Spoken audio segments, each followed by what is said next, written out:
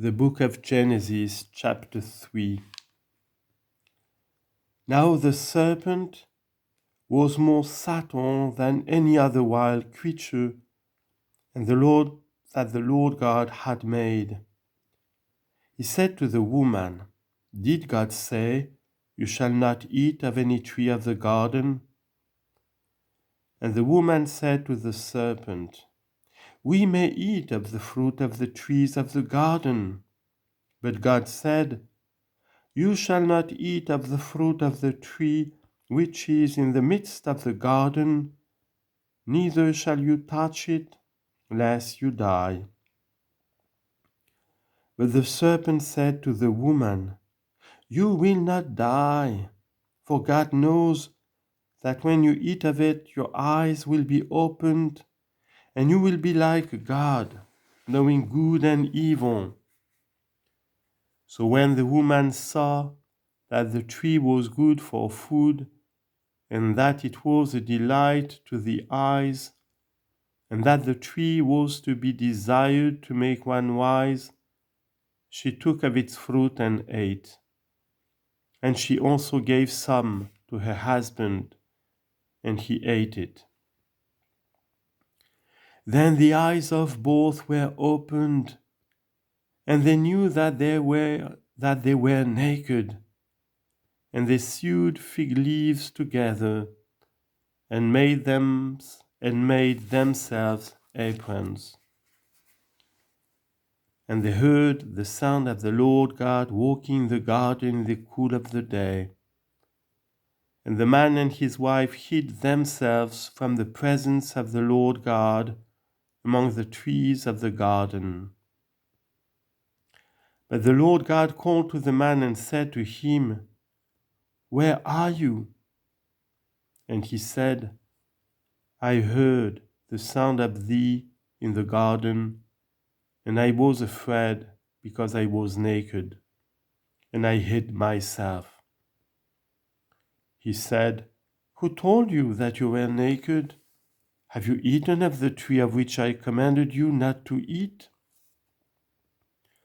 The man said, "The woman whom thou gavest to be with me, she gave me the fruit of the tree, and I ate."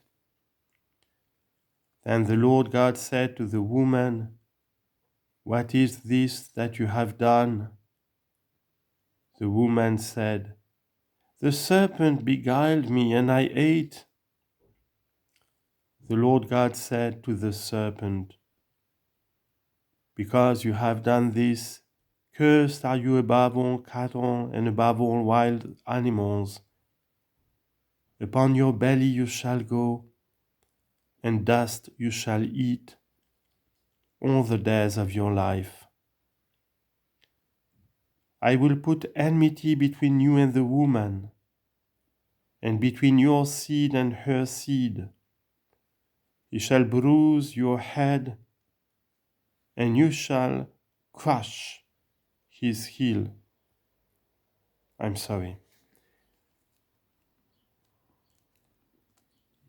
"He shall crush your head, and you shall bruise his heel."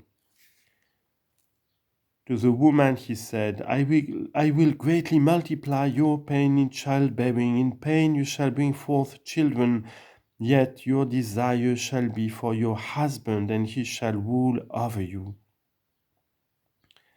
And to Adam he said, "Because you have listened to the voice of your wife, and have eaten of the tree of which I commanded you, you shall not eat of it.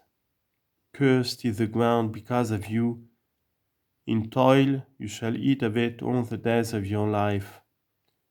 Thorns and thistles it shall bring forth to you. And you shall eat the plants of the field. In the sweat of your face you shall eat bread, till you return to the ground, for out of it you were taken. You are dust, and to dust you shall return." The man called his wife's name Eve, because she was the mother of all living. And the Lord God made for Adam and for his wife garments of skins and clothed them. And the Lord God said, Behold, the man has become like one of us, knowing good and evil. And now lest he put forth his hand and take also of the tree of life and eat and live forever. Therefore the Lord God sent him forth from the Garden of Eden to till the ground from which he was taken. He drove out the man, and at the east of the Garden of Eden he placed the cherubim and a flaming sword, which turned every way to guard the way to the tree of life.